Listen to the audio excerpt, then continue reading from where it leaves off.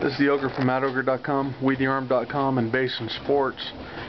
And customer just brought in this gun. We're going to ship it back to Glock for repair and examination. But this is the result of a typical Glock KB.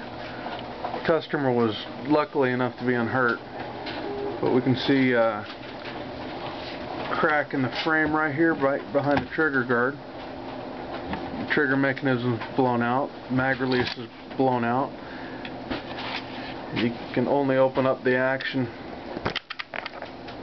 part way before it jams up, and of course the magazine is blown out.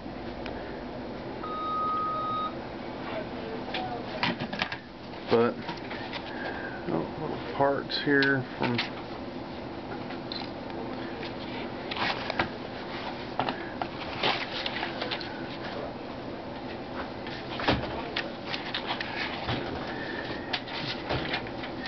normally we see this mostly on Glocks when this type of thing happens, but it can happen with any type of firearm.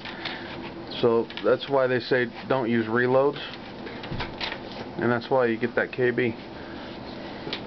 Glock KB. There's another one for you guys.